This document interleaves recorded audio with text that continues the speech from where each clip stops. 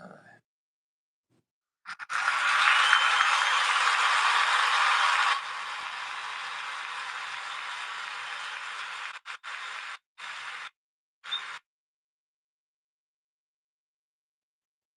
What's good, y'all? What's good, y'all? What's good, y'all? What's great? Thank y'all for tuning in to another episode of Can the Brothers Get a Rap podcast. I'm your host, Ashley Lovechild. Joined my co-host, my brother from another mother. Blood couldn't make us any closer. One of the best photographers in the world, my brother Santana. Say something to the people. What's good? What's good? What's good? Appreciate y'all for tuning in. Y'all could have been anywhere else, but y'all here with us for tonight. And for that, we thank you. And as always, we got a jam-packed show, so we're gonna get right into it tonight. And for that, we thank you. Yeah. So again, y'all, we want to thank y'all for tapping in. As always, y'all being amazing. We on the road to 20,000 subscribers. We're a little over 11,000 subscribers. So again, continue to like, subscribe, and share. Check the membership portion of our page because there's different memberships, different access for different memberships. So tap in. Links is in the bio. Also tap into the merchandise. Got plenty of merchandise for y'all to choose from. So again, we appreciate y'all as always. Again, we're on every Sunday, every Thursday. If this is your first time watching. All right, y'all, let's get into it. Let's get into it. Y'all already know first segment of the night, popular opinions. This segment is brought to you by OUV Records, where the label model is create, document, and inspire.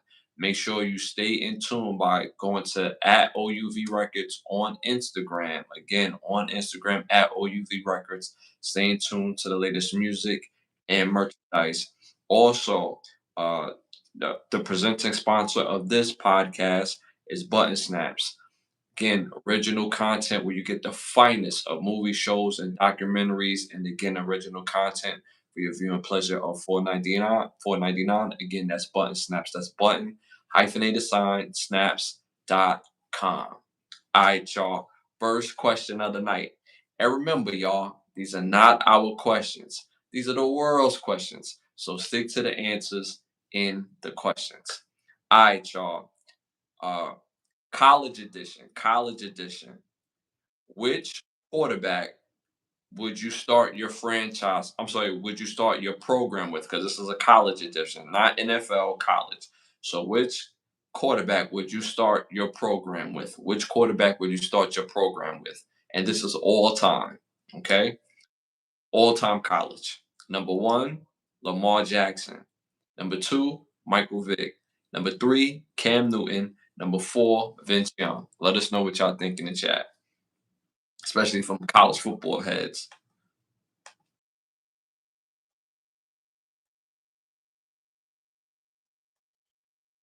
Uh, you said Vic?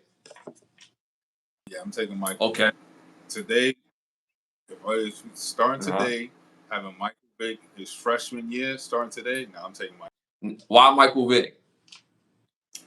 Nah, that's you know what I'm saying. You're not stopping it. That's all I'm saying. It's just there's nothing you could do about it. You know what I'm saying? Y'all, we all just here to watch him play. So y'all might as well just, you know what I'm saying? Just buy your tickets and just come through and just watch this game. You know what I'm saying?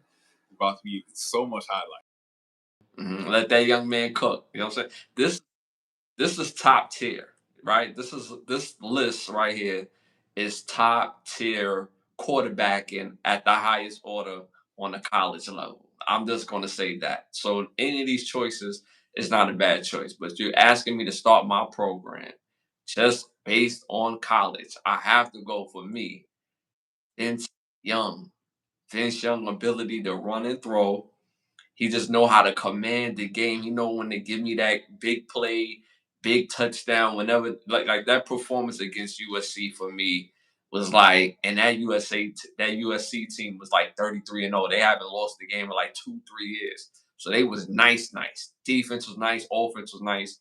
But me personally, I'm gonna go with Vince Young. Vince Young for me just knew how to quarterback that thing, not just from on the offensive standpoint. He just knew how to win the game for me personally. So I'm going with Vince Young. My bro went with Michael Vick. The rest of the world, again, remember y'all, we asked 30, not we didn't ask, but 32,000 people answered this question. Out of 32,000 people, 37% went with Michael Vick. What do you think about that? One of these quarterbacks is top tier, but Michael Vick was something different. You know what I'm saying? Without Michael Vick, we wouldn't have Vince Young, we wouldn't have Cam Newton. You know what I'm saying? We wouldn't have all these quarter-typical Michael Vick-esque dual threat quarterback type. You know what I'm saying? So just watching them, the highlights still, you go watch them. Wow, I'm mad at any one of them choices because each one of these quarterbacks put in that work. So, but it's just Michael Vick. You know what I'm saying? Facts. I agree with you. Michael Vick is again. I went with Vince Young, but I'm just giving Michael Vick flowers when he was at VT. I ain't gonna hold you. Ain't nobody was talking about VT before Michael Vick got there. Like I'm just keep it. I'm gonna just keep it real. Hey, nobody was trying to get down to Blacksburg. That's all I'm trying to say. Nobody was trying to get to Blacksburg, Virginia. Everybody was like, "Where? Huh?" And all we knew is that West Virginia colors and their uniforms was fire. Then here come Michael Vick making it look dope because he killing his running back Lee Suggs run a 4.3. He got two wide receivers on the outside that ran 4.3. They just jetting down the field like, yo, where does Steve come from? And the quarterback now he run a 4.3. Like, yo, who made this team up? B? Like, who went to the NCAA video game, created these players and put them in real life? You know what I'm saying? Like that's what it felt like watching VT Michael Vick at that time. I ain't even gonna hold you. Oh man, I forgot. Shout out to some of our day ones and our badge holders in the building. Shout out to Rowan Jack, man. Shout out to Treatment Lions. Shout out to Coaches. Shout out to King. Shout out to Winter. Shout out to Ebony. Again, thank y'all for tapping in. My bad. No, I'm bugging. Appreciate y'all. I just watched Life, Eddie Murphy and Martin.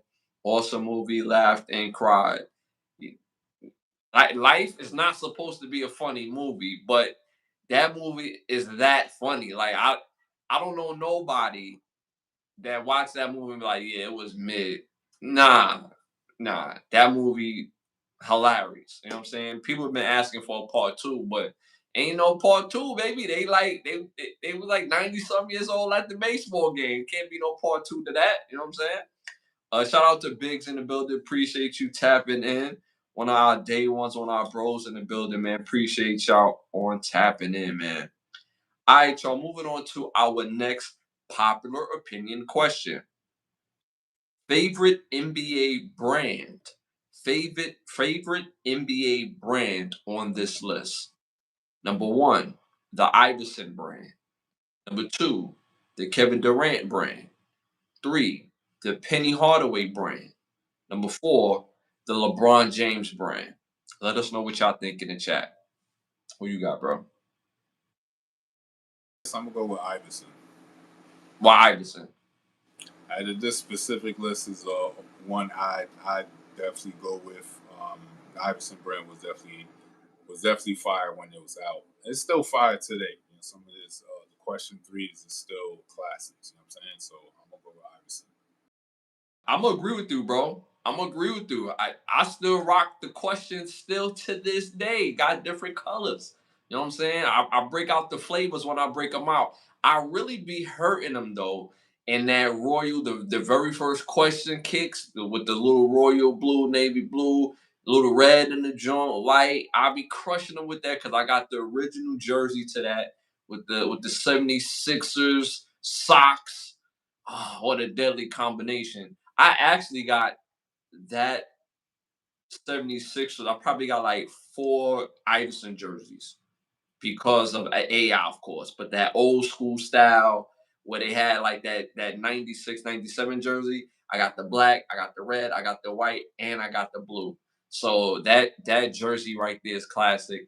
But the brand in itself around his sneakers, I wasn't crazy about all the sneakers, but I love those first like 3 that came out. Those first 3 that came out, top tier. Them first 2, crazy. I remember the white and reds I had to wear in a high school game. I'm thinking I'm Michael Vick because I'm rocking kicks.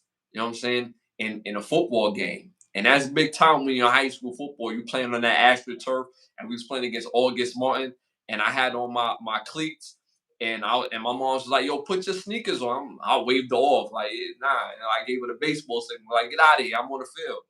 Yo, don't you know she gave it to my coach, and my coach come walking all across the field like, "Yo, throw these on. You ain't gonna break your ankles out here." I'm like, "All right, baby, this is the question kicks now. I got the questions on in the game. This gonna look real sexy while I'm juking homies out here. You know what I'm saying? No homo. But you know what I'm saying? You get my point. Like I was just real fresh that day. So I'm gonna go with the Iverson brand myself. My bro with the Iverson brand.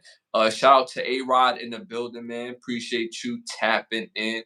Shout out to Ryan, one of our badge holders, man. Appreciate you tapping in, man. Thank you for tapping in.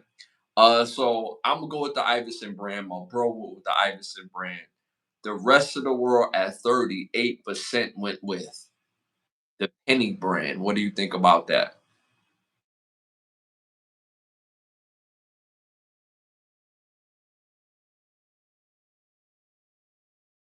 Foams are still uh, like I honestly, some of the sneaker patterns, I honestly believe like they know what's gonna be fired before it comes out, and it's like they kind of like because I ain't gonna hold you like NJ had all the fire sneaker patterns for like a good minute.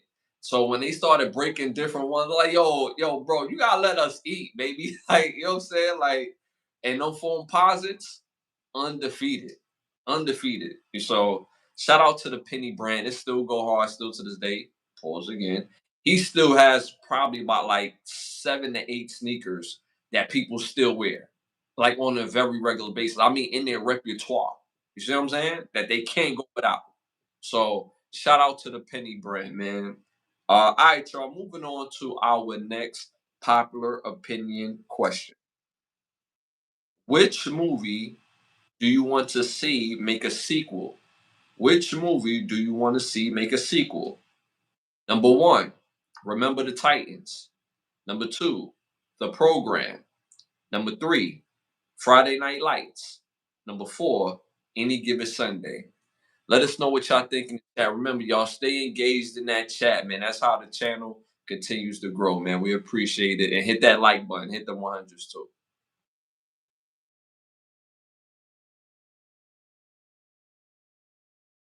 Program and Remember the Titans. This is top tier. This is other level type of football movies right here. This is top tier.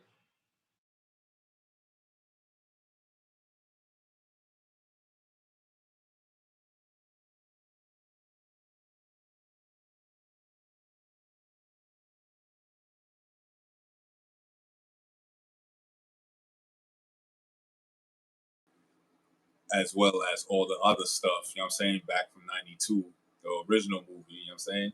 You just add the influx of NIL deal, and then bang, you got the program part two, you know what I'm saying? Now we going back to, where we going back to? We going to Eastern Fog, Mississippi, you know what I'm saying? And we going to play the battering rams, you know what I'm saying? Like, whatever it is, but I would definitely love to see the program too.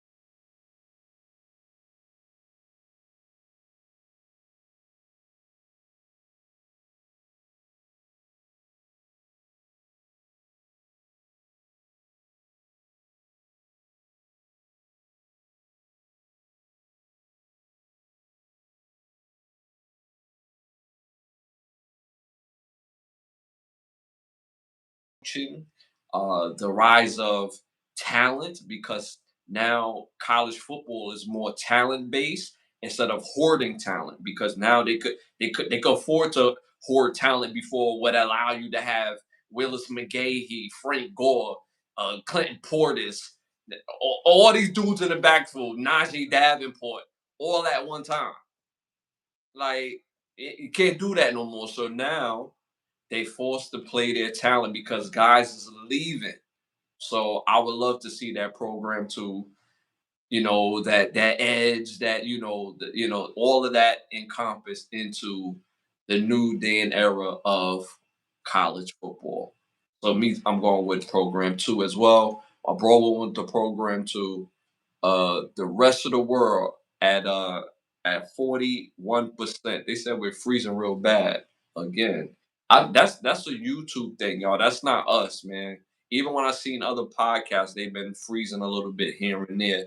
So we trying our best to make sure that freezing is not an issue, but continues to let us know because we're gonna try to circumvent that throughout the night if it continues. So again, I went with the program. My bro went the program at 41%. The rest of the world went with Friday Night Lights. What do you think about that? I'm mad at it neither. Either one of these football movies would be top tier because the originals was dope. So you can build off the original ones and make a second film that will be just as good as the first one. So I'm not mad with Friday Night Lights. Friday Nights was popping, man. It's a popping. These are all top tier movies. So again, I guarantee you, if they came out with a trailer tomorrow for any one of them, or four of them, you know what I'm saying? Not all three of them, all four of them, I would be hyped for either or. So, shout out to Friday Night Lights, man. Rowan Jack said 8mm will be a dope sequel. They got an 8mm part 2, Rowan Jack. They do have an 8mm part 2. It's not as good as the first one though. It's not as good as the first one. Last time I was here, we spoke on the expose of Amazon driver excruciating. Yeah. We spoke about that last episode. So connection to Tom. I just a weirdo. Okay. Shout out to Tom. Hit that like button, Tom. Hit that like button. Hit the 100s. Shout out to you. All right, y'all. Moving on to our next segment. Hollywood need to ask us. Again, we came up with the segment because Hollywood doesn't give us enough creative movies, even movies that we're interested in. So me and my bro feel like we got better ideas for movies or TV shows or movie series. So we're gonna start this off. You wanna start it off? So Hollywood need to ask us. I want to see a movie. I kind of spoke about it last episode, but in put into the formality of can in Hollywood need to ask us. I want to see a live. I'm sorry, a biopic.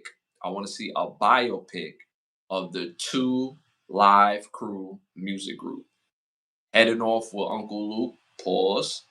Spearing off with Uncle Luke.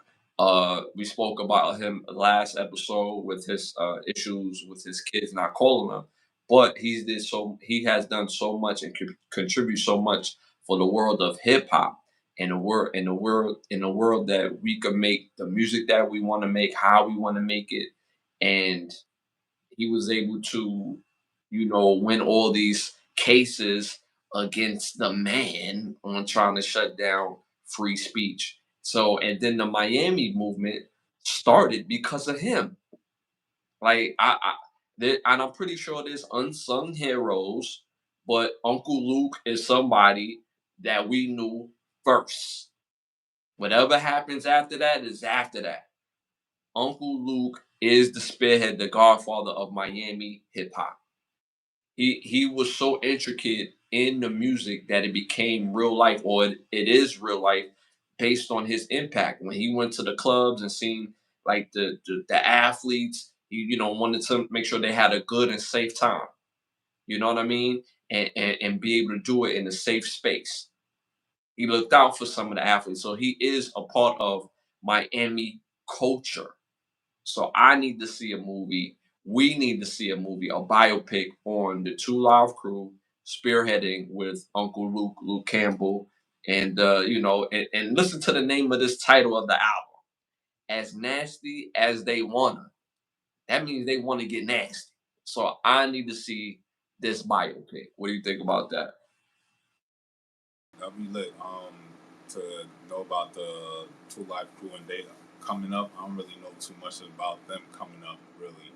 A little bit before us, but yeah, that'll be lit. Just the amount of stuff they left in the culture for sure. So we definitely need that. You know what I'm saying? they was definitely on Freaky Boy time. You know what I'm saying? They probably they wasn't. Oh, I don't know if there was, but you know, all I know they had a whole lot of chicks on stage, and on stage the chicks was doing things to each other. They was doing things to them, and they was having a good old time. It seemed like to me. I'm a kid, and I'm again, don't judge my peoples. We was watching things before our time, especially myself. I was watching things before my time. I had a big brother that had all the exclusives to everything, and he had the video with two live crews performing.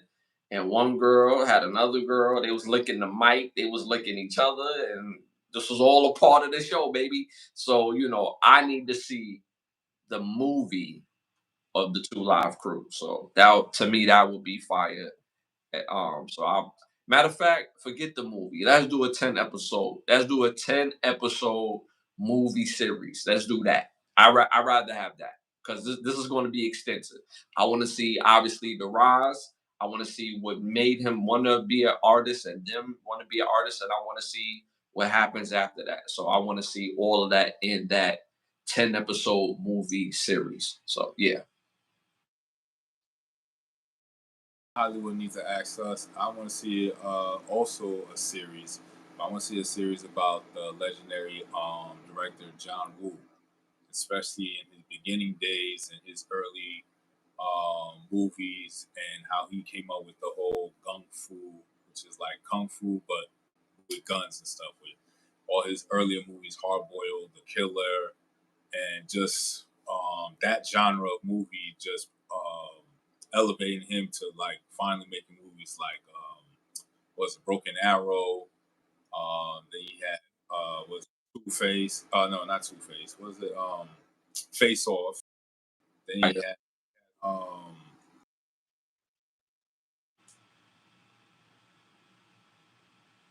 My bro, he froze up a little bit, y'all. He froze up again. That's YouTube, man. I don't know what's going on, but I've been seeing a lot of shows that they've been freezing us up.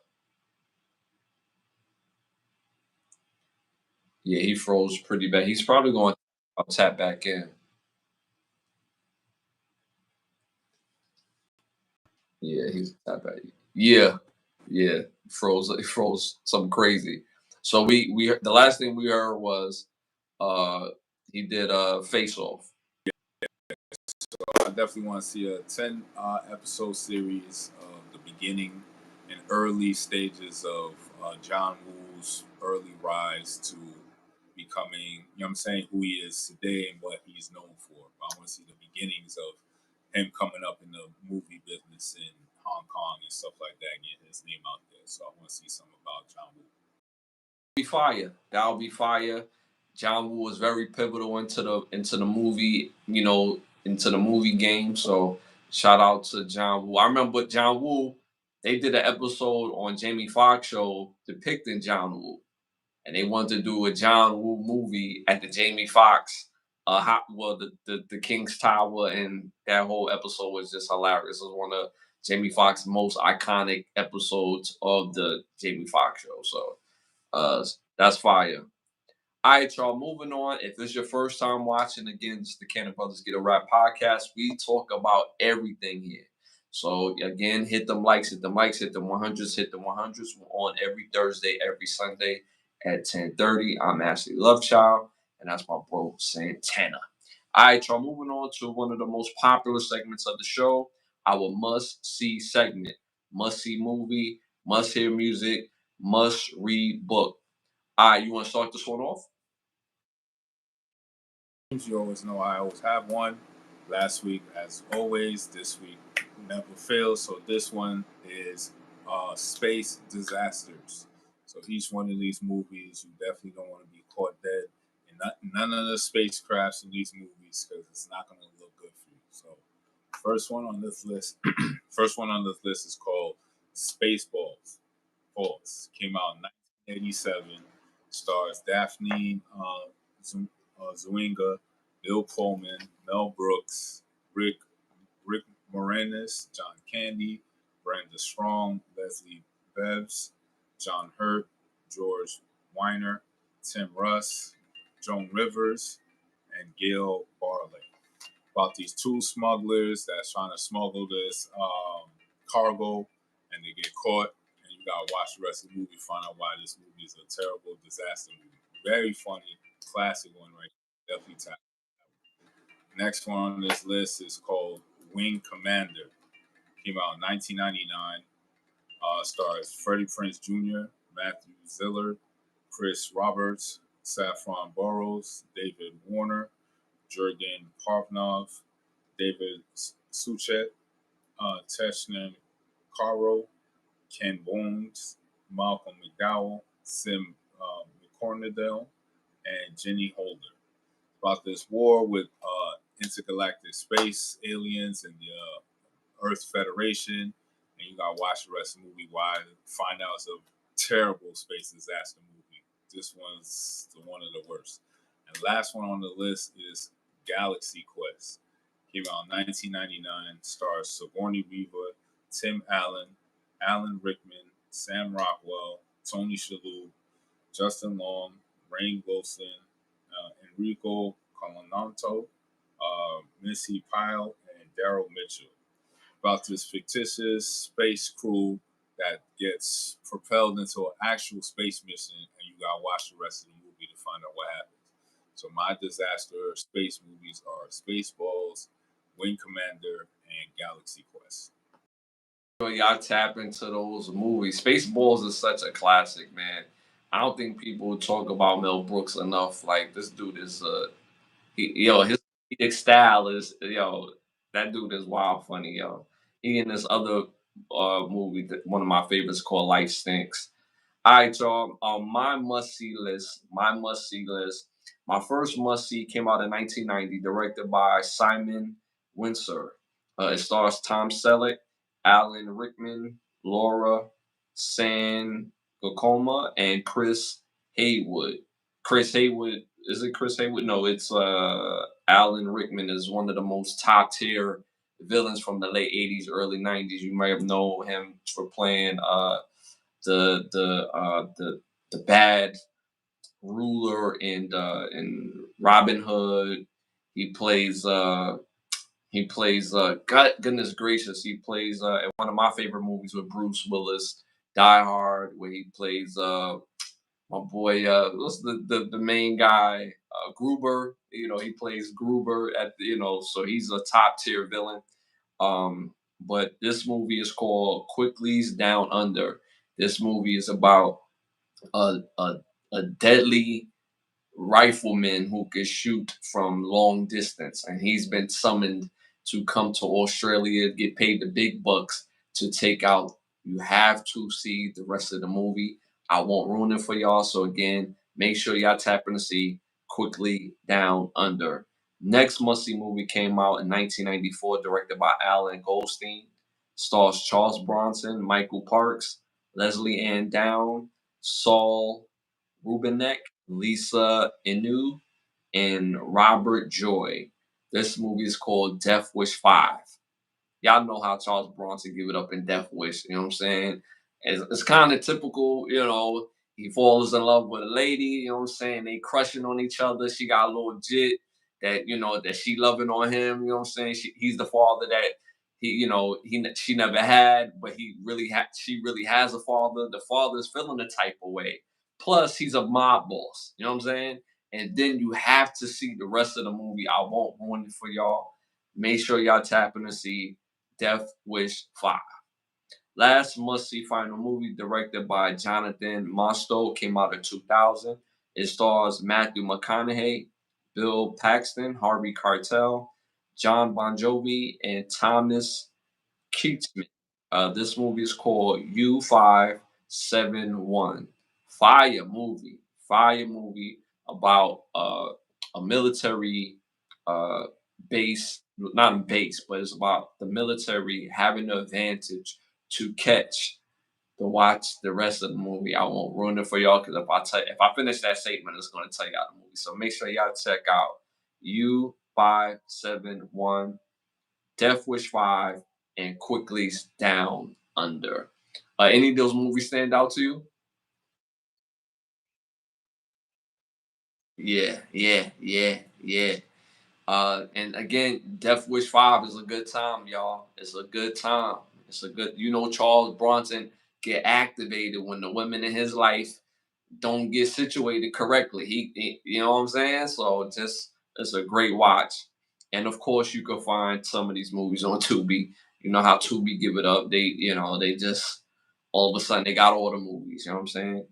All right, y'all. Moving on to must hear music. Again, put this on your playlist. Y'all already know me with my music choices, whether it's classic rap or R&B, whether it's new, whether it's old. I'm gonna give y'all something that's good for the heart.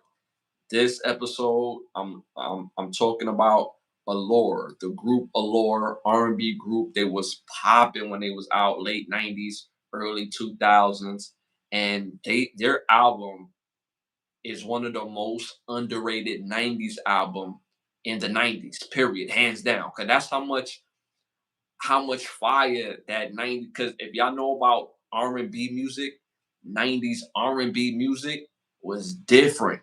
So you had a lot of top tier, a lot of cooking going on in the 90s. And this is one of the groups that had some of the best chef's kiss of music, but it went underrated because it was just too much out there. It was four beautiful women singing that allure. You know what I'm saying? They allure you with their music.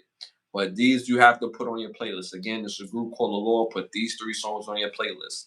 Number one, Head Over Heels featuring Nas. Number two, You're Gonna Love Me. Number three, No Question featuring LL Cool J. Make sure you put those three on your playlist. Again, Head Over Heels featuring Nas. You're Gonna Love Me and No Question featuring LL Cool J. Make sure y'all tap into those songs again by the group Allure. Quick shout out to Rowan Jack. I peeped. He just gifted some people in the chat some thank yous. Are in order. Send some thank yous to that man. We appreciate you as always, man. We really do. Always supports the show.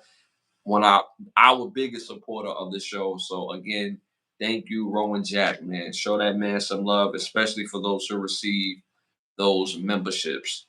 Shout out to Big the Big Mustache, Big Noid Mustache, Scott, Spaceballs, Bruce Leroy, the Port All. Port, those movies was fire. Spaceballs, Bruce Leroy. He's talking about the Last Dragon. So yeah, man. All right, y'all. Moving on to our must read book. Must read book. You want to start this one off? Must read book is called The Complete Book of Wills, Estates, and Trust, fourth edition by Alexander A. Bovey Jr. and Melissa Langa, both Esquires.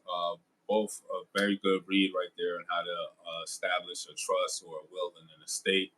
These things are very important as we get older. We want to protect all your assets in different and various legal instruments. So this will be a good guide for you to go ahead and read and get more acclimated into understanding these wills, estates, and trusts. So again, the name of the book is called The Complete Book of Wills, Estates, and Trusts by Alexander A. Bovey and Melissa Lange.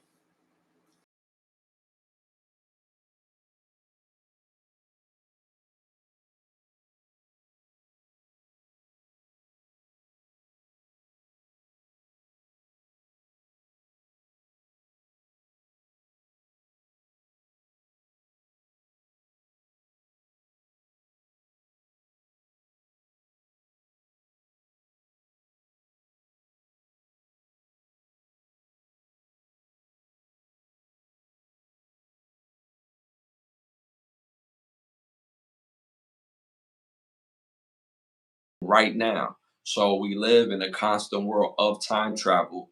And this is a great book that highlights someone living in a utopia and then falling into the reality and then basically time travel. So it's a dope read. So make sure y'all tap into that book. Again, it's called All Our Wrong Todays. So make sure y'all tap in.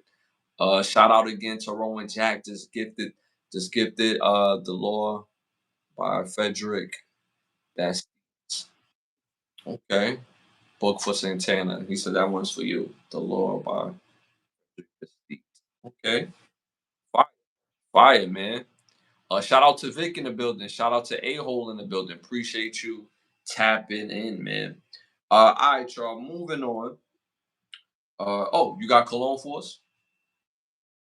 Got cologne for y'all. Y'all look good. Y'all feel good. Y'all smell good. Y'all gonna do good. So this one this week is called Confessions of a Rebel. The fragrance is called Say Less. Again, the bottle is called Confessions of a Rebel, and the fragrance is called Say Less. And go get that bottle, y'all. You know, the whole purpose is to smell good, feel good, and get good. Get that woman on the tuck. Have a good time, you know, safely and consentfully. All right. All right, y'all. Moving on to our next segment. Y'all already know what time it is. It's time to rap. This segment is brought to you by Button Snaps, where you get the finest of movies, shows, documentary, and original content for your viewing pleasure of $4.99. Again, that's Button Snaps. Button, the hyphenated sign, snaps.com. That's button, hyphenated sign, snaps.com. First hot topic of the night, y'all, is the word black. So now they have a new phrase called uh, black fatigue. Is black fatigue. And y'all know I hate saying the word black because that's not what I am. That's not what my bro is. We're not three-fifths of a people or a person. But in the for the term reference, black fatigue, is black fatigue a thing that is weighing on our society today amongst the culture and outside of the culture?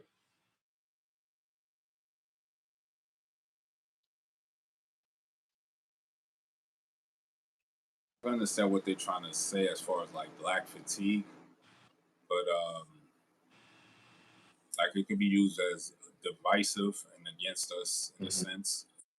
Because again, we're not the ones that's in control of our own media. So regardless if we are fed up with the issues in our own communities, it's like we don't have a real true outlet to really go to express those grievances and get remedy for them and um, actually see something be done for those issues. So it's like we're kind of like complaining, but we don't really have no area to complain and actually get something done behind it. So the black fatigue, I get that in a sense on the aspect of being tired of the things that we're going through each and every day. But then on the other aspect, it's like,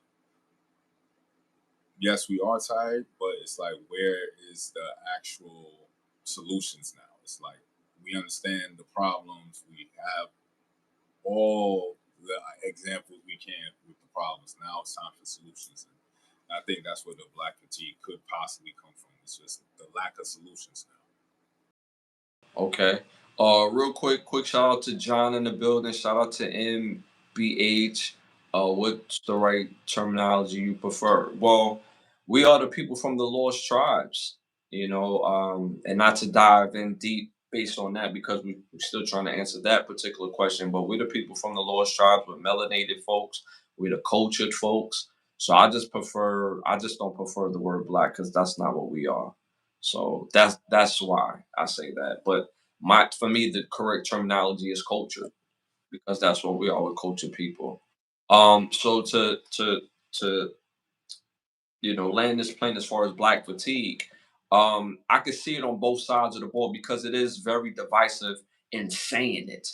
But we see every day with social media where people from the culture, they're doing things and they know it's wrong, but because they like to blame tropes that, oh, we're going to get out of something. When in some cases, people are really going through something and deserve some assistance.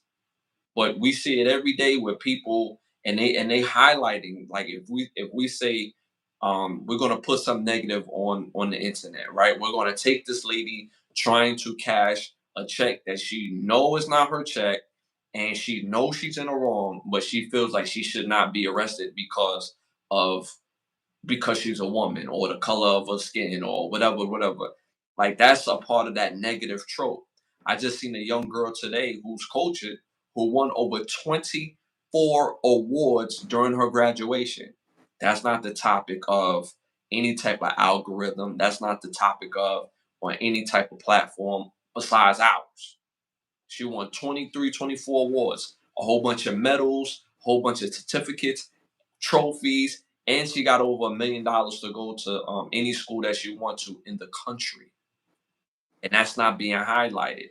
That's obviously not, black fatigue. That's excellence. So I do believe that this word is a double loaded word, but we also have to be careful on what we put out into the culture as well. Because everything we put out is not going to be bright and shiny just like everybody else. But there's a trope that we're using to get out of situations that we're putting out there on like ourselves, like we're volunteering this negative energy, and then we're surprised or we're expecting some sort of scapegoated card based on the color of our skin and not the merit of the person that we are. So I think it is a thing. But there's a way, of course, for us to always turn it around. That's one thing about being part of the culture. We can always turn it around. And we have to realize that we're on the spotlight for ourselves and for the world because the world is always watching. So because the world is always watching, we have to be smart in how we move and how we put things and how we check things. We're going to check it. We're going to check it, and we have to check it with force. And it doesn't have to be physical force, pause, but it has to be sometimes in a way where we could be intellectually strong, physically strong, mentally strong, just finding a way to be in our better selves even when we mess up. So that's what I think about the whole black fatigue, the quote unquote black fatigue. Why aren't we just Americans? I That's what we are. It's not why just we ain't Americans. That's not what we are. The world tried to tell us that we're not just Americans. See what I'm saying? We born and raised here. How many generations have our families been here? So now we gotta have a piece of something when we're natives. That don't compute. So again, you asked a great question. This is a question that the world who create these BS laws should be answering. So I'm right there with you. Shout out to Jess be in the building, brother on the right road. I think that's all. Okay.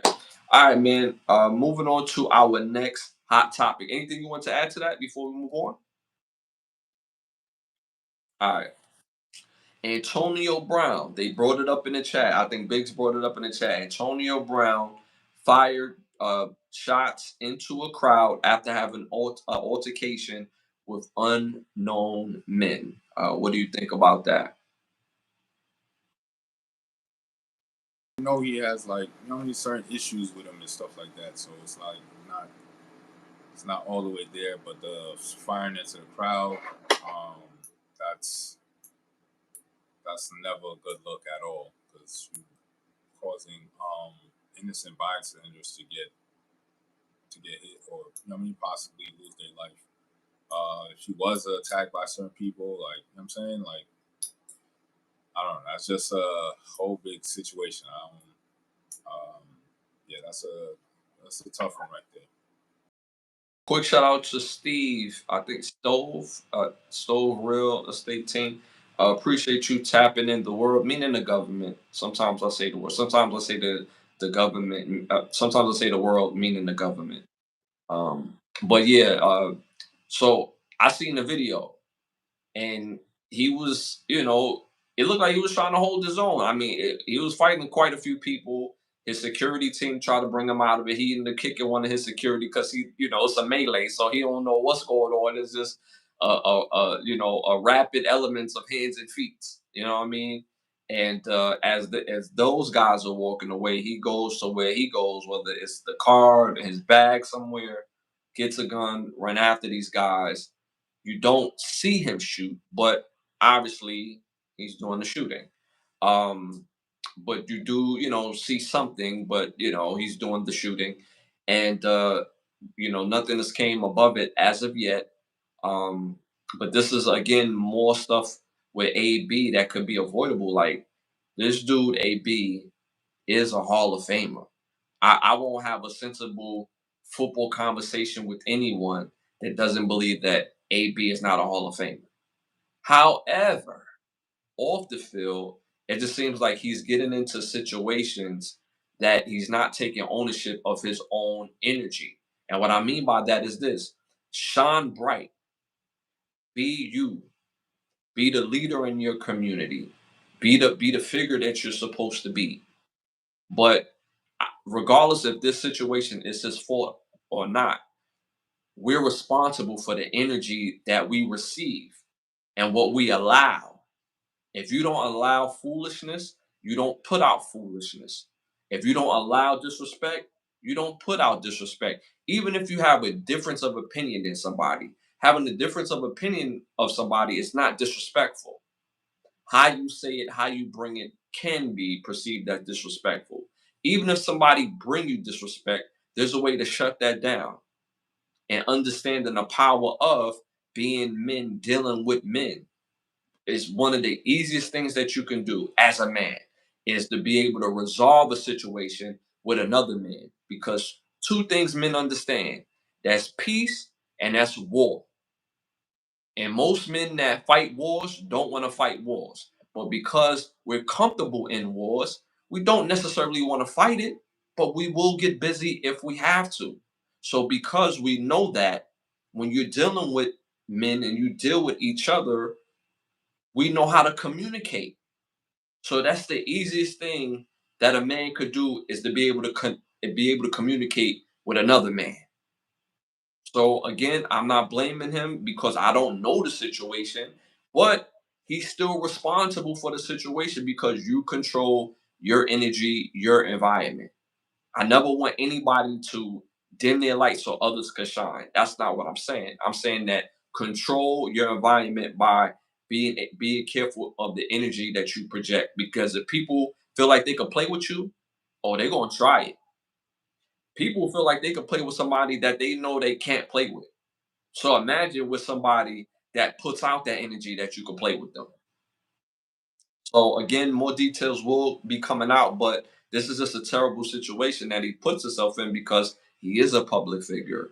He is somebody. If something was to happen to him, God forbid, it would matter to the world, not just his family. So this matters. So he has to make better decisions on where he puts himself and just be able to move a little different. So I hope whatever situation he ends up on the right side of that. I honestly hope so. Shout out to bro on the right, Stone. Appreciate you. No, that's what he's saying. His name is supposed to be with a comment is that he got it backwards, so he must be from another country. Appreciate you tapping it. Your culture is so influential. Appreciate that, Vic. Appreciate that, Vic. I heard someone color got me reaching. All right, y'all. Shout out to David in the building, just tapping in, just tapping in.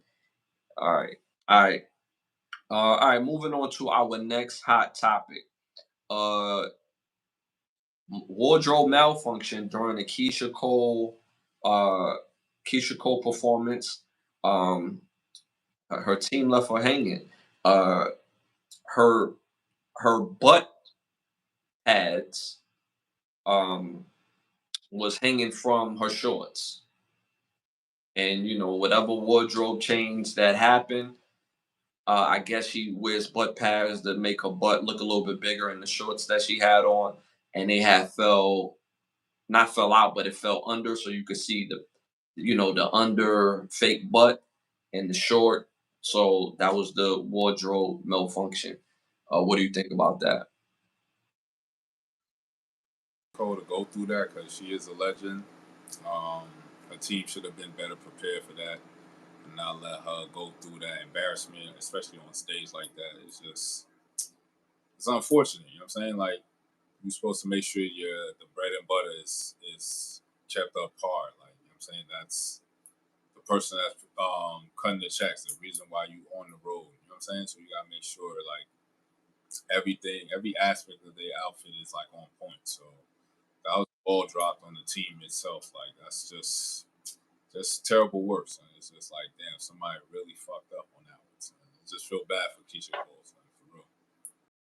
Cut it out, Vic. Vic, cut it out. Cut it out. He said backdoor malfunction. Oh man, yo, Vic is stupid. Nah, but I agree with you, bro. To me, Keisha Cole is talented. Keisha Cole is every bit of a good artist, great artist. What am I saying? She's a great artist. She's been doing this for a long time. And again, they did not protect the bag. She should not look bad like this on any stage. And again, if she does, it puts the word out that she doesn't look good and that the show is not good. So guess what? If the show is not good, you're not going to be touring. So why the people didn't come out and interrupt the show in some sort of way where they don't interrupt the show, like bring a big code, or just being able to finesse it where she could continue to perform, or she could stop the performance and then go situate that, because it looked terrible, and for her to continue to put on her show, but every time she turned around you seen you seen it hanging out, and it just looked awful. So that kind of lets you know the type of team that she has around her. That's more so for the money and for the I guess for the benefits than just actually helping her be the best version of herself on and off stage. So I just think it's terrible that happened to her. Honestly, I know she's getting ridiculed a lot on social media, which is going to happen. People crack jokes. Okay, that's cool. But the bigger grand scheme of things is that her people didn't take care of her in that moment. So I hope they get it together for the next show, and I hope she doesn't like look like that again. Like, cause it really looked bad, man. It really looked bad. All right, y'all. Moving on to our next hot topic. Y'all talking about Cassie? No, we actually talking about Keisha Cole and her performance. Her latest performance. All right, y'all. Moving on to our next hot topic.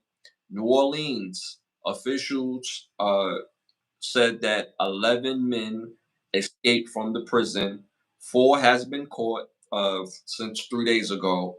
Officials discovered that the inmates were missing during a routine head count around 11 a.m. They had video footage of somebody prying the door open, and Brothas was out there. What do you think about this? Probably due to lack of funding for the prisons, they don't have enough manpower. Probably the prison system is dilapidated. If it's Louisiana, it's probably an old prison system. So they was able to use that to their advantage and escape.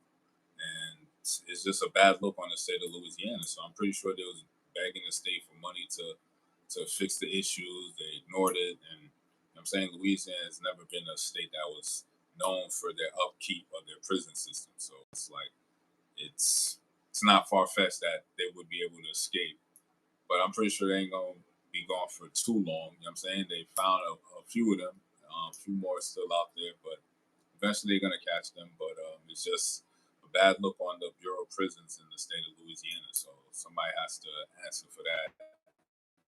Why the prison system been dilapidated? I'm pretty sure they didn't send mad correspondence to the governor, and why hasn't those letters been responded to and with equal measure as far as funding is concerned? So now we're in this situation where it could have been avoided, but it hasn't. So now you got to go the extra mile to try to find these escape prisoners now, when they could have been just held in the prisons if the prisons had better upkeep. So again, I feel like the state Bureau of Prisons definitely dropped the ball on that, and it's on them to like rectify this situation immediately. You know what I'm saying? I agree, hands down. My biggest thing is, God forbid something happens to someone and the result of them breaking out. So now that responsibility clearly falls up on the prison. Who really pays for that? Because you mean to tell me I lose a loved one, or a loved one gets hurt on the account of an escaped prisoner, God forbid that even happens, y'all could have prevented this. So the family's definitely going to blame the prison, and now the prisoner is going to blame the government or the state fund or the state that that helps with this funding source of the prisons. So I mean, I hope they catch the rest of the guys because they said they are armed and dangerous. These men are in prison for a reason. So and and Louisiana is a wild place in general. Every time I go to New Orleans, I have me a great time. And the locals always say, like, man, it's dangerous out here. But every time I'm out there, I don't feel danger. I'm from Brooklyn, New York. And I'm not saying Brooklyn, New York is the toughest place in the world. But what I'm saying is I have a great time in New Orleans. But there's a culture in New Orleans that's built off, violence, and it's built off, a lot of criminality, and you have these prisoners that's breaking out, God forbid what they're willing to do not to go back to prison. So I really hope that they catch the rest of these men soon, and keep our streets clean. You know what I'm saying? Ain't that what Bernie said to his brother in above the rim? I hope you keeping our streets clean. Yeah. Right. All right, y'all, moving on to our next hot topic. uh Several Hollywood actors and writers are speaking out online saying that the current state of Hollywood is as wide open as it's ever been.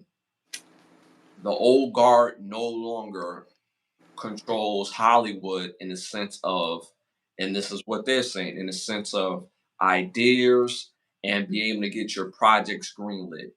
If you have ideas, you can get them greenlit. You could film your own movies, even if they're low budget, or you could film a low, a 8-minute movie and then pitch it to people. You will have more of a leverage doing it that way.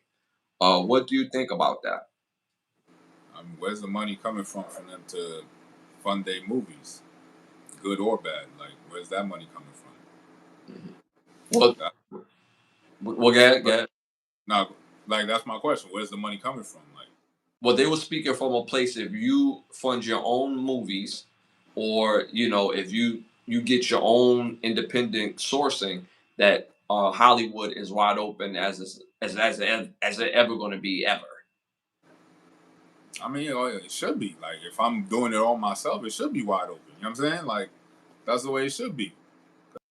Coming on there, if you're not asking anything from their table, it should be wide open. If you already your own movie, you already produced it, you did all this to that and the third. All you asking them to do is distribute it. It should be no problem for them to do it now. You know what I'm saying? If you already did the hard work already, all you asking is Hollywood to distribute it with all their connections with all the movie theaters that they have. So in that regard, yeah, I could see that.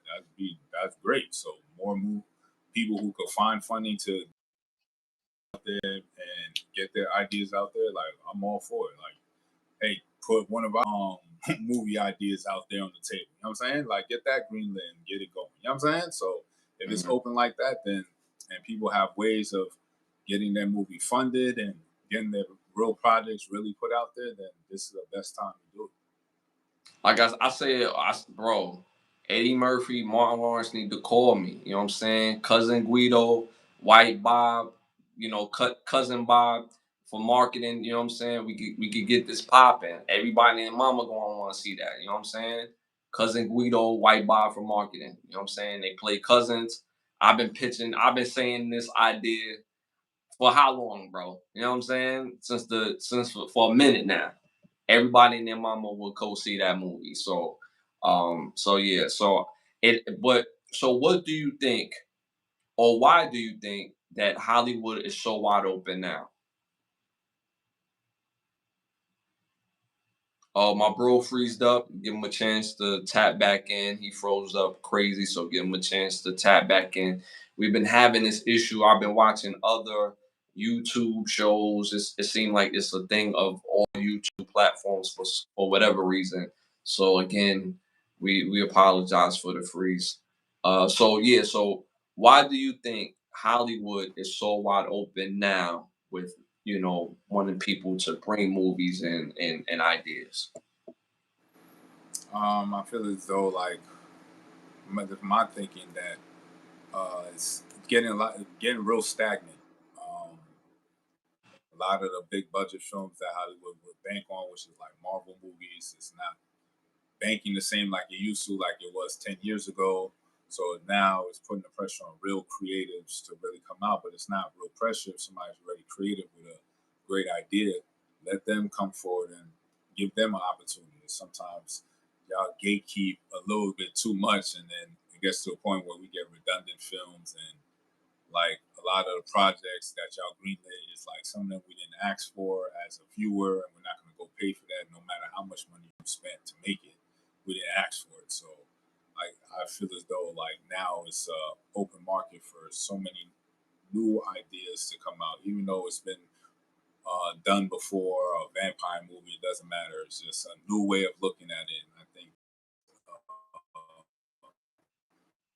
um, a great way for Hollywood to now shift its focus and allow a new energy to come in by hope, let all these other new creators come out and create and get these writers their just due. Yeah, I think so too. And I also think it has to do with that we live in a space now where the gatekeepers are no longer not just the source, but they don't hold the power to the audience. Like you have the access to put it in theaters, but you have people that have their own audience through social media. They have their own audience through these independent things that they built up on their own. So if you got somebody or a group of people that knows how to write scripts and they got people excited based off their script and people just want to see the movie being made, Hollywood has no choice but to acquiesce, which I love by the way, because now the movie industry, it will be more about talent. You get more talent in the movie industry and it's not built off backdoor activities because that was the thing about Hollywood. There's backdoor activities. All the backdoor activities was a part of the negotiations for you to get right in majority of the movies. But now, because there's a shortage of ideas, because these old guards are no longer around, because of the state of the world that we live in today, because we said before that Hollywood was based on demonic pedophilia, and if they're getting majorities of guys out of Hollywood, now it's going to be built based off talent and built off great ideas, a great movie.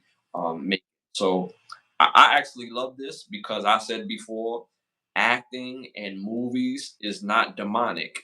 The world and the business of acting is because what you have to do to get on lays in demonic behavior. So I think this is dope, and these are like top tier actors and writers been coming out speaking out. So shout out to the new wave of Hollywood.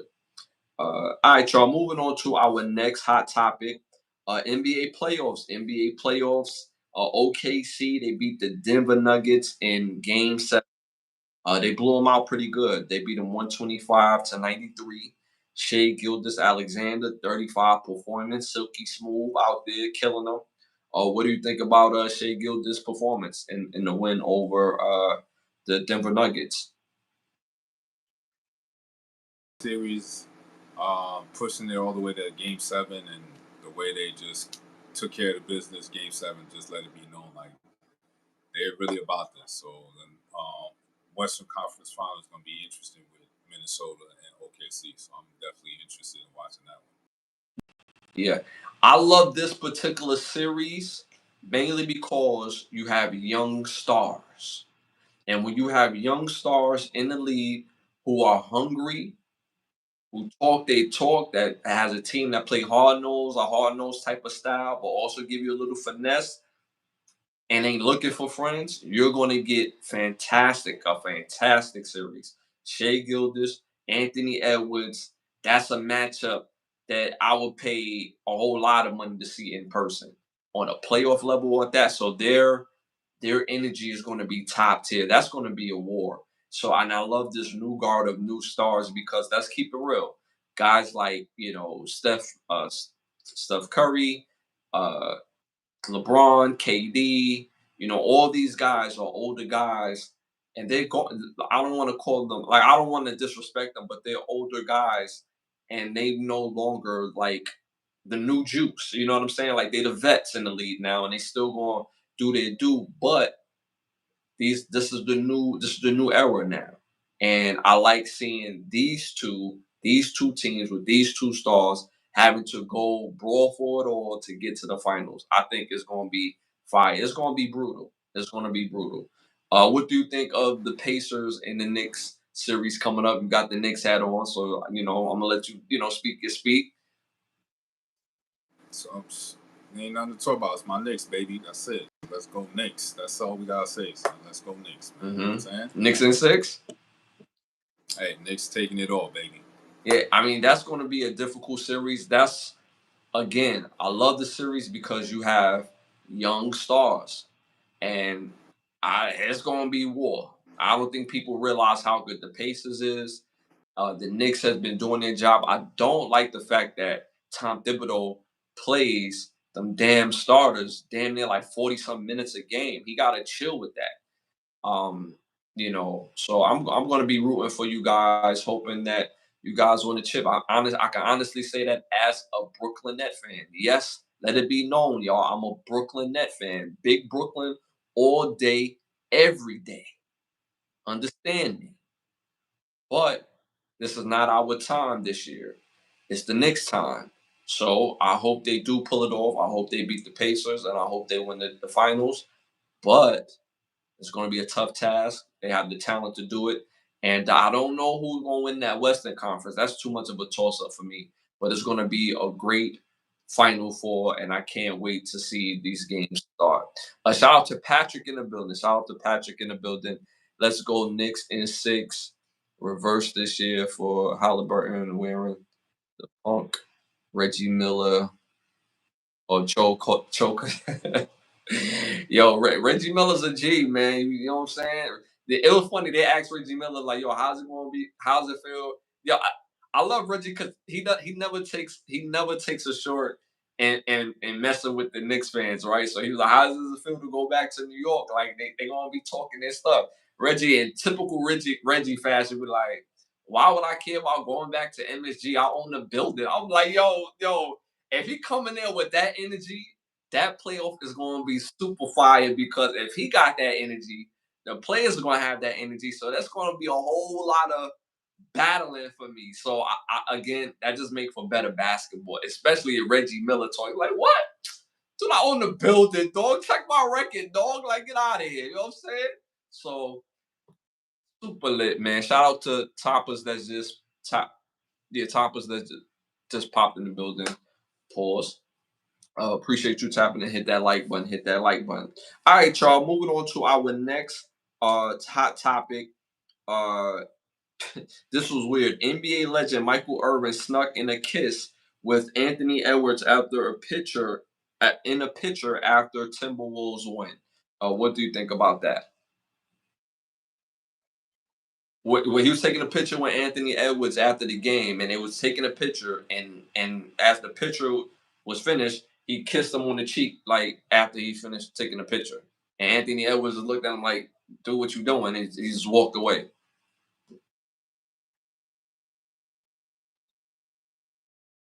Questionable. I don't know. That's kind of weird.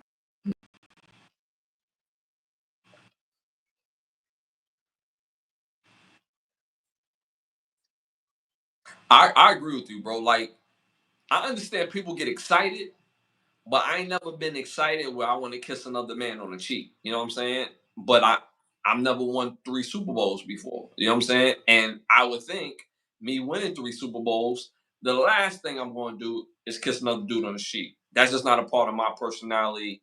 Yeah, I'm gonna kiss your girl on her cheek, but not my man's in them. You see what I'm saying? And him being the older, I don't know what type of relationship they have, meaning like a mentor type of relationship, nothing homosexual, obviously. I don't think. Um, Especially based on Anthony Edwards' response. I don't think that's going on. I think it's more like a mentor, happy for the young bull. But it was like, yo, you went too far, OG. chill. Like, I appreciate you showing love, but chill, dog. You know what I'm saying? A high five or a shoulder bump. You know what I'm saying? Like, one of those would have sufficed. But the kiss on the cheek after the picture is like, yo, bro, you just made this whole celebratory moment super weird. So I agree with you on that. It was just super weird that he even did that, bro. So well, we know Michael Irvin, he gets excited, he just does stuff that, you know what I'm saying? We just seen him in Carnival not too long ago, you know what I'm saying, with the glitter on his chest, you know what I'm saying, and he rocking felines with the glitter, you know what I'm saying? Like, Michael Irvin's a wild boy. We always knew he was a wild boy, you know what I'm saying? But he went a little too far on this, so he probably won him mad money. I didn't think about that, Patrick. I didn't think about that. He probably put a bet in and won him about 50, 100K. You know what I'm saying? Like, yo, I just want to thank you, G. Dobby. I'm excited. I needed this money on top of that. So that could be the case. But still, even if I win me 100 million, I'm not kissing no other man. That's just me. Even if it's celebratory on the cheek. No, no, no, no, no. It's two men I've kissed on the cheek in my life. That's my father and that's my brother. I will admit that. My daddy and my oldest brother who's no longer here. Yes. Shout out to Miles. Rest in peace to Miles and Roland. You know what I'm saying? Shout out to them brothers. You have a lot here. A shout out to Valley in the building. Appreciate you tapping in. Hit that like, hit that like, hit that like, hit the 100s. Anything you want to add to that? This is disgusting work. yo, yo. All right, so if the Knicks win the championship, right? And if I see Stephen A hug Brunson and then kiss him on the cheek, be like, yo, that's disgusting work. So I need you to go in on that. So I'm throwing a whole Timberland at him before. Catch. What you mean? That's going to stop mid between the cheek pause. You know what I'm saying? It's going to just catch the lip and he's just going to kiss the bottom of the Timberland. You know what I'm saying? Like, nah, we ain't going down. You know what I'm saying? Like, nah, we not doing it. Forgetting Brunson got his pops there, so if he in like mid kiss, his pops come out of nowhere, catch the forehead, because you know that forehead is crazy. Catch the forehead, be like, and back him up. You know what I'm saying? Shout out to Ali in the building. Appreciate you tapping in. Indiana got the number again, man. The Knicks ain't going nowhere. It's going to be a good series. I I I originally have Indiana versus the Timberwolves. That's my selection. But I hope the Knicks pull it out. I honestly do. I've never seen the Knicks win a championship ever. I've seen them probably play in two finals, maybe three. I think no, it was two. I seen the Knicks play in two finals. I seen them play in '94, and I seen them play in the year of the lockout. I think that was like '99 or 2000. But yeah, Knicks were hurt last year. Pacers, but see, the Knicks is always going to be hurt mainly because Tom Thibodeau plays these guys 40 something minutes a game. He plays like he has no bench. So it does catch up with them. But I really genuinely hope, even though Knicks fans can be unbearable, they can be unbearable.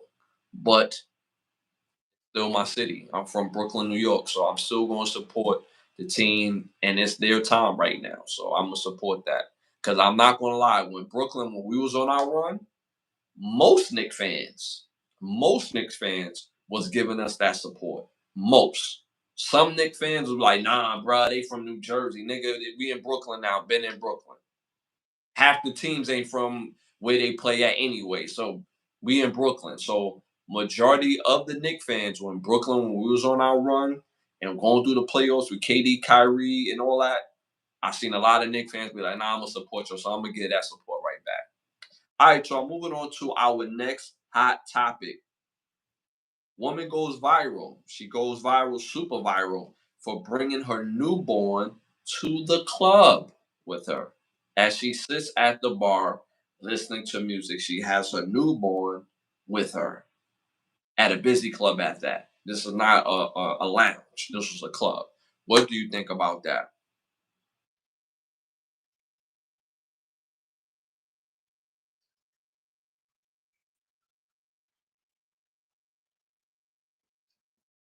let her inside the club. You know what I'm saying? So um, again, it's just another more example as to why, you know what I'm saying, the image that we put out there is always used against us, but then it's like you put your own image out there. You made your own decisions. So it just showcases there's never no accountability when it comes to women. And then when it comes to our women at that, it's just they never kind of ever want to accept no accountability. They feel everything they do is wrong and they just want to do their own thing. And even if their own thing is wrong and egregious as this right here, they still feel like there was nothing wrong with it. Because she, in her mind, it was just all about being viral. So what would be the most viral thing to do? That was her results. That was what she came up with, and you know what I'm saying. She got what she asked for. She went viral. So that that's her accountability right there. Again, going viral for the craziest thing.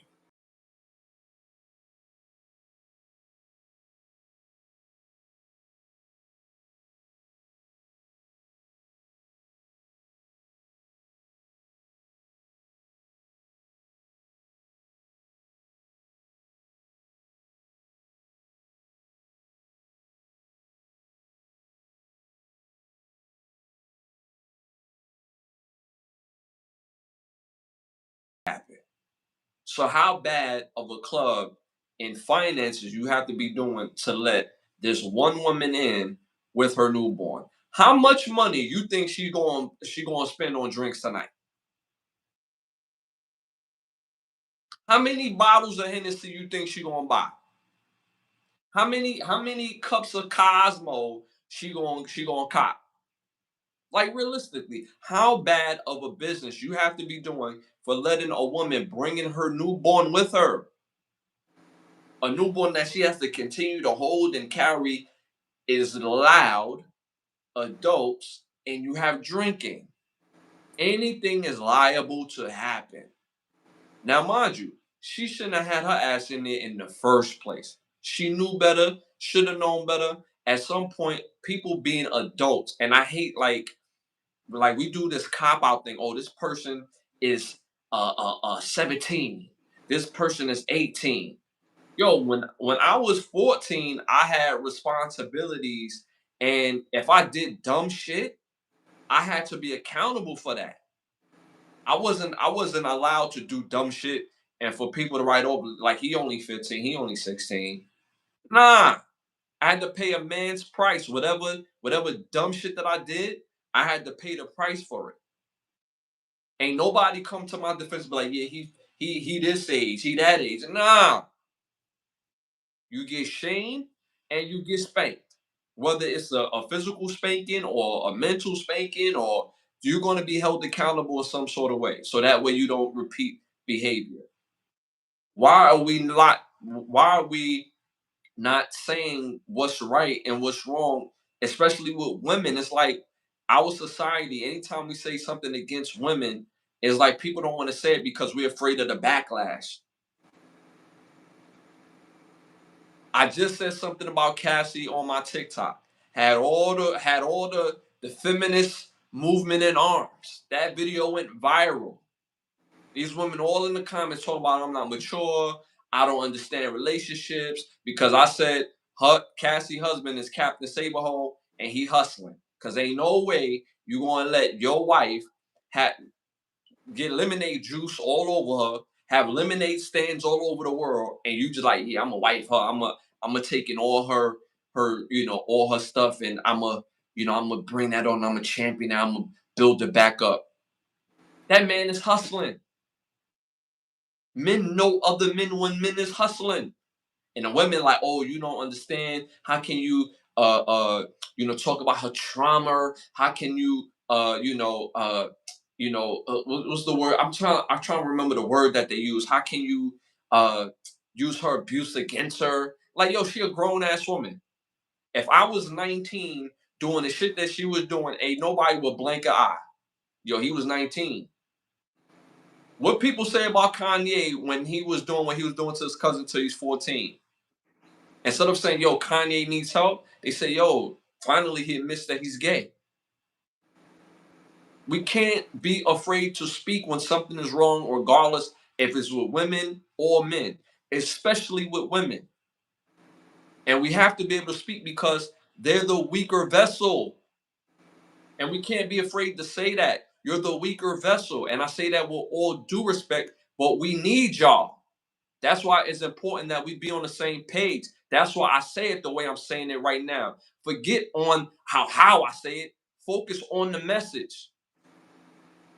Y'all gotta be held accountable. It's no longer, oh well, I'm gonna hold myself accountable before you hold yourself accountable, so that way you can accept it. Hell no. When I do something wrong or out of bounds and it's regarding my woman, I gotta eat that.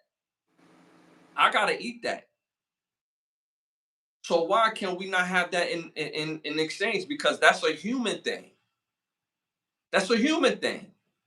There's nothing wrong with me saying what I said on either account, but we have to be realistic on holding people accountable, whether they're men or women. In this culture, in the day and era that we live in, we have no problem holding men accountable. None. Then you got simping ass mofos out there talking about, yeah, bruh, bro, you wouldn't even talk to me if you see me in person, bro. Calm that down. So we can't be afraid to again hold accountable. And guys that simp, ladies, those are hustlers. Hustle.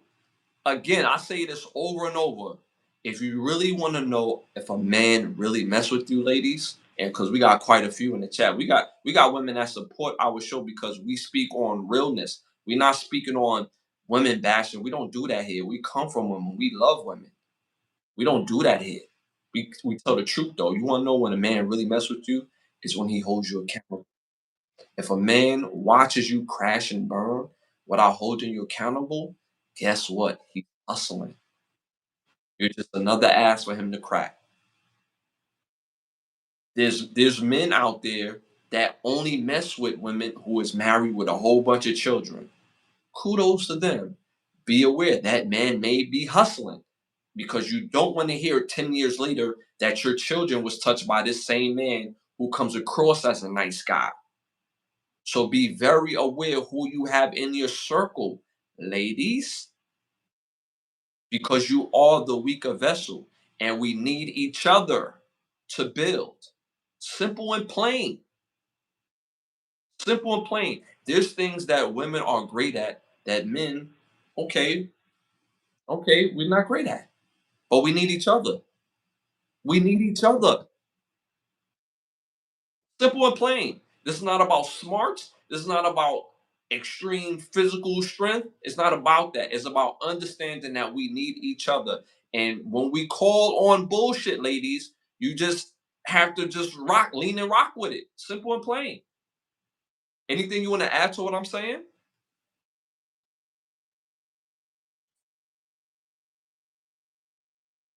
Like we gotta stop this. We gotta stop this. And then you're gonna see women in a rewatch when they rewatch this clip, they're gonna be like, oh, so they're gonna talk about a whole lot of narratives that I didn't hit on. Stick to the narrative, stick to the point of this. Like this is bizarre and not smart behavior. If a man was in the club with his newborn, people would be like, bro, what the hell are you doing? This ain't the time to two step, bro. Go home. Random dudes will tell a random dude that. Don't even know him. But the ladies, oh, the baby's so cute. The baby's super cute. Take your ass home. What are you doing? So we got to stop this. We got to be able to hold people accountable. Uh, Shout out to Lifts in the building. Shout out to Jay in the building. Yeah, that was whack. We love good jokes. We love good jokes, Jay, but that was whack. If you got a good joke, me or my bro, I'll say your joke with you, bro. If it's funny, but that was trash. You know what I'm saying? But shout out to you. Hit them likes, hit them 100s. All right. All right, moving on to our next hot topic. NBA legend Paul Pierce says the best business for women is divorcing a rich man in this country. Oh, what do you think about that?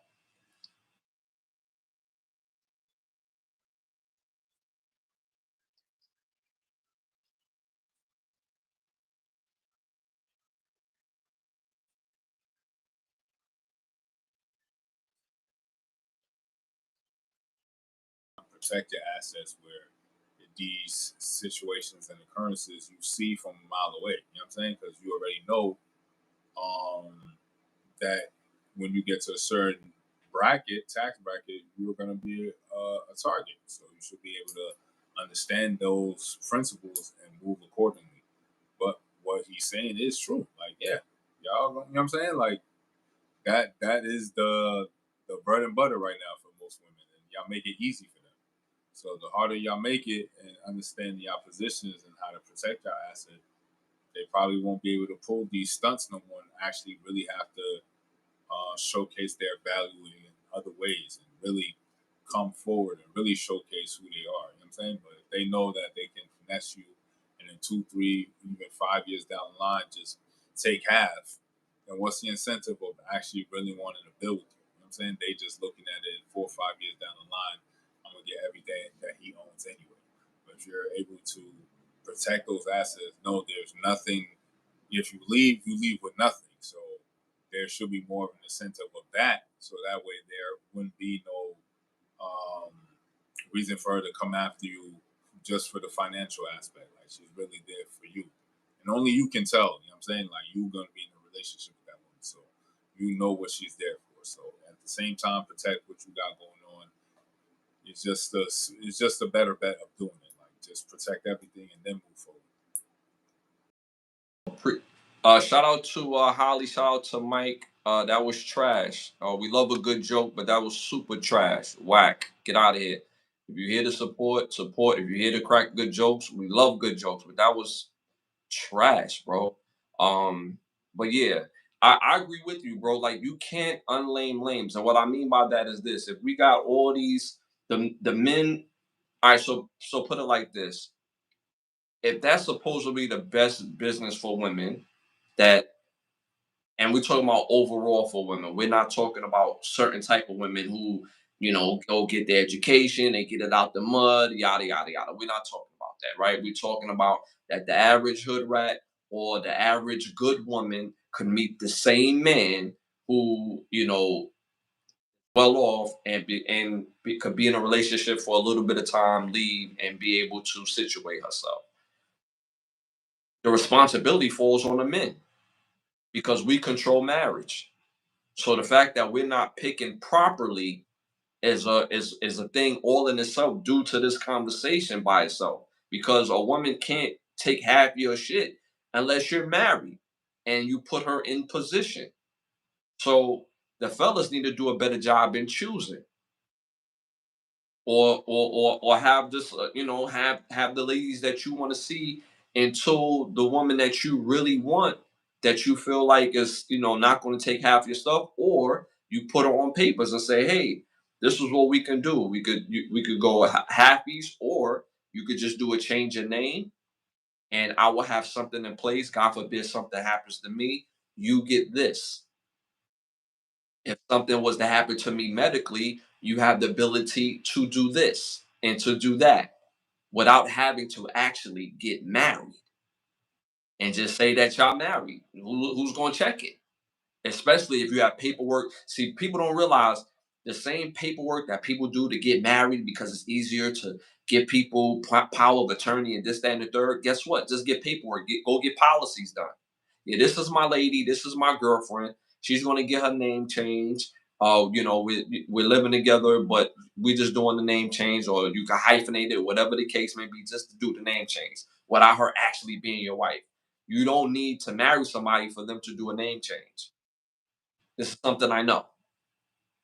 And then you could do policies where, again, like I said, not to completely regurgitate, is that it would take care of them to a certain measure without them taking majority of your stuff if you question, or if you even don't question their loyalty and love to you. So men, we have to do a better job at picking and choosing our wife. There's a difference between sleeping with somebody and then being in a relationship with somebody and now being married to somebody.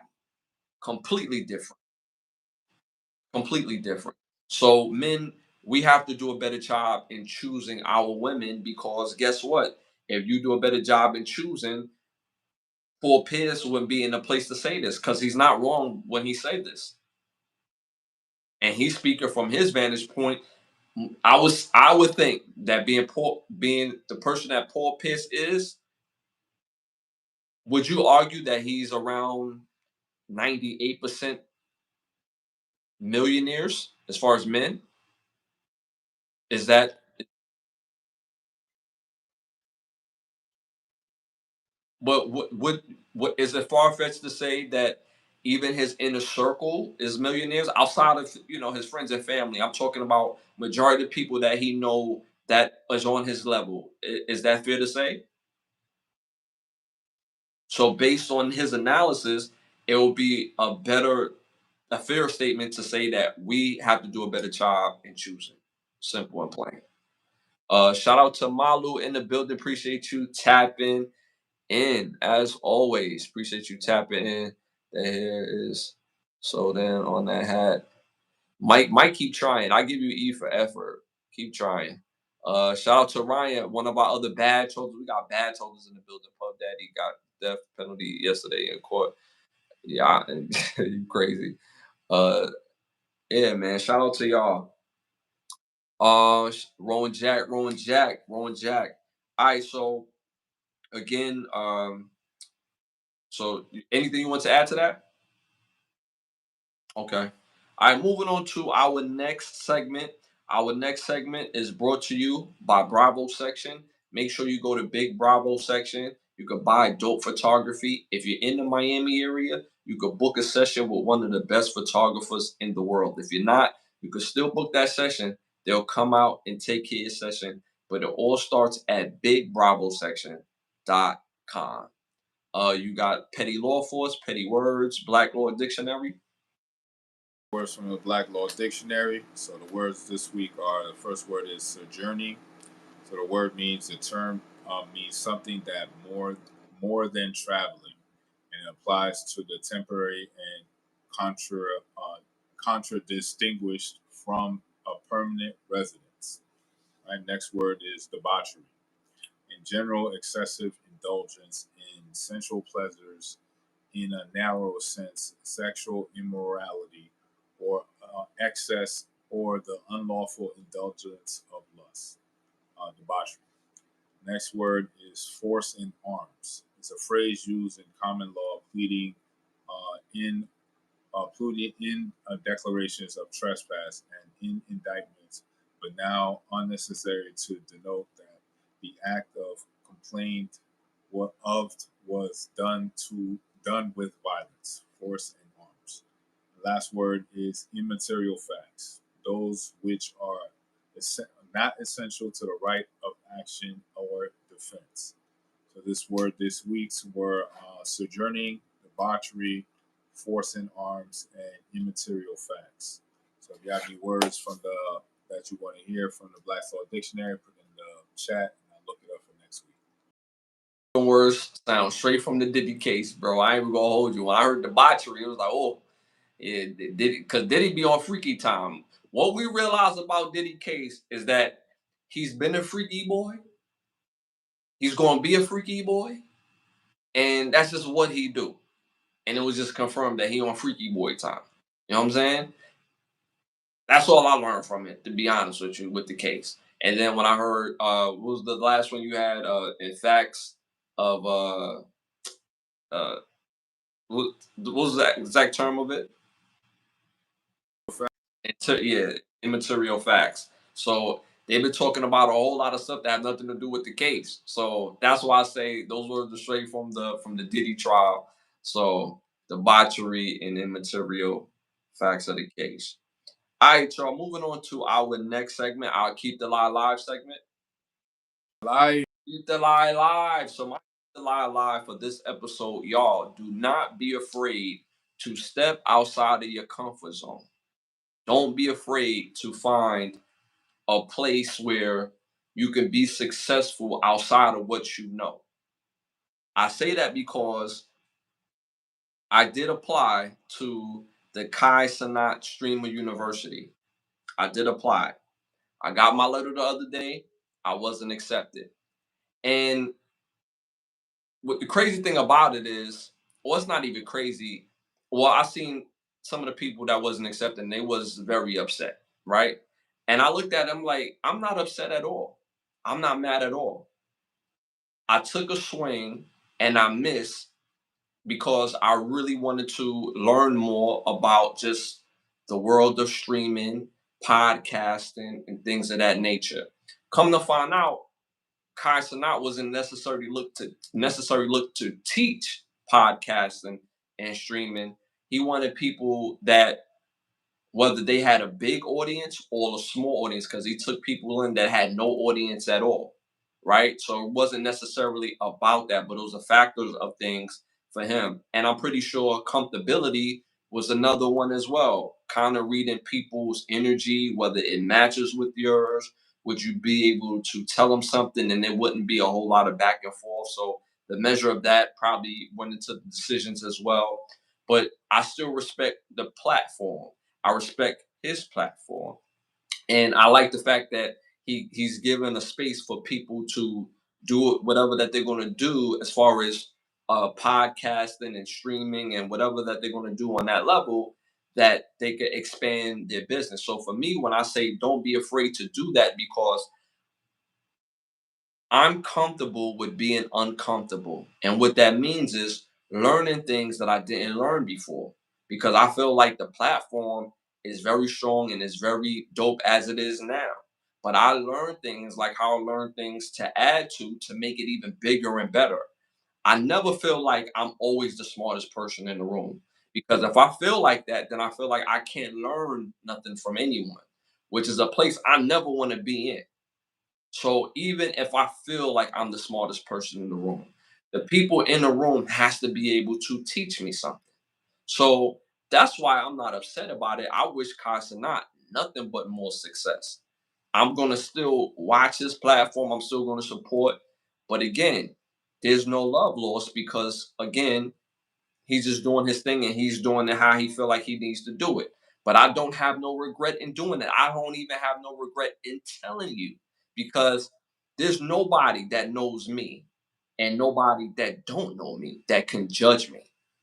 I come from a place where I'm literally supposed to be somewhere else, but I'm here and I'm successful in everything that I do in life because of my mentality and my drive.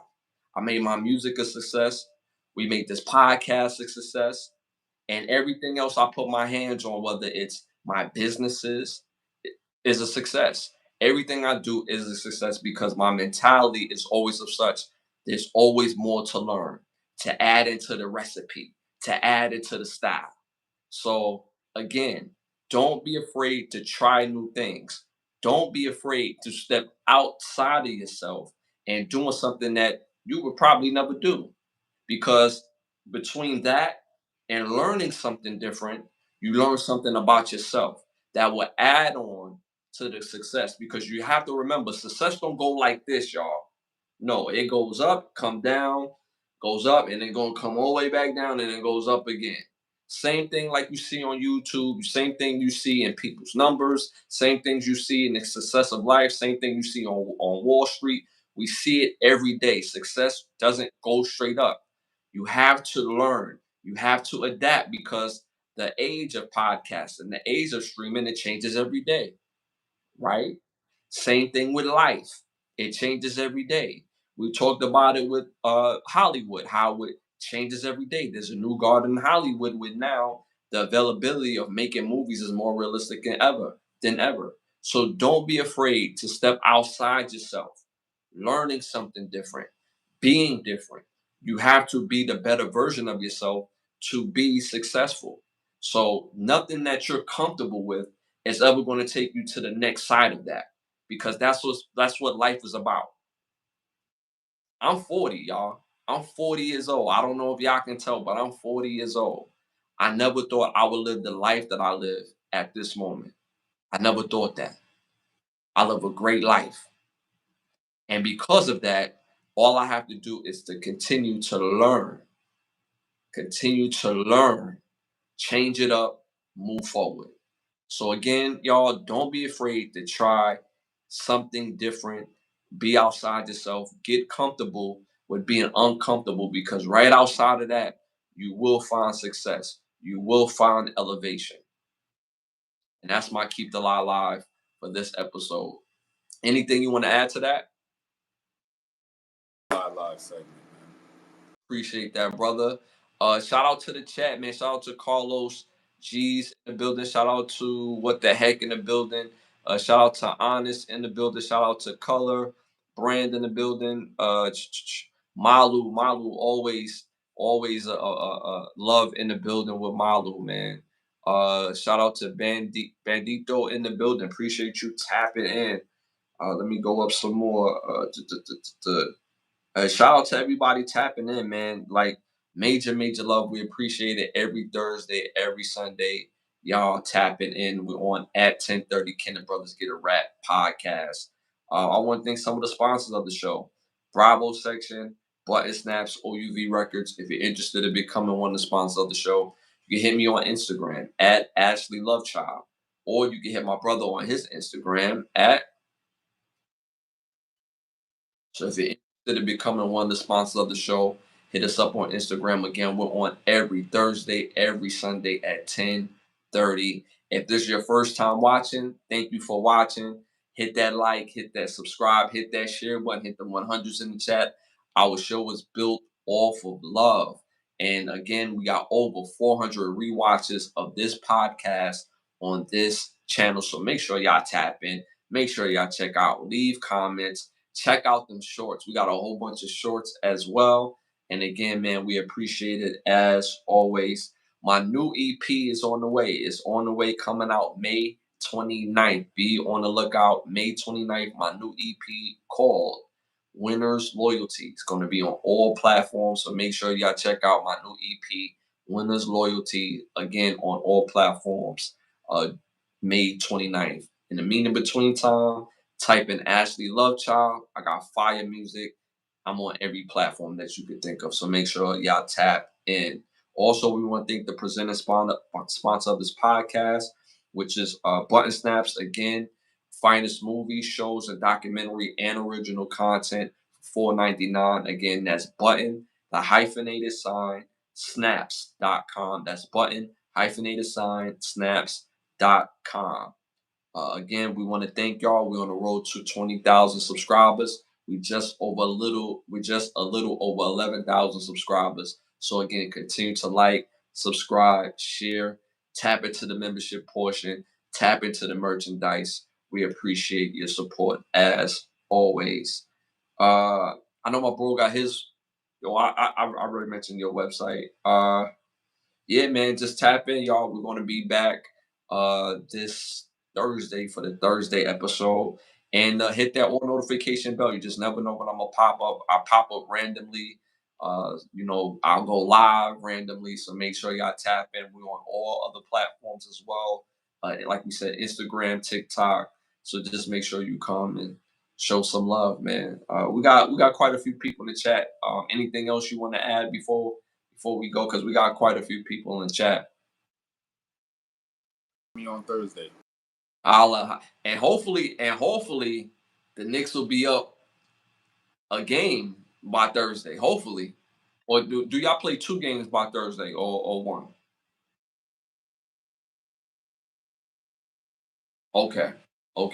So hopefully, there'll be some good news, for the Knicks by Thursday, and it's gonna be a good playoff. So we're definitely looking forward to that. Again, we're gonna see y'all this Thursday. Y'all already know, man. It's love. And we'll see y'all next time. We out.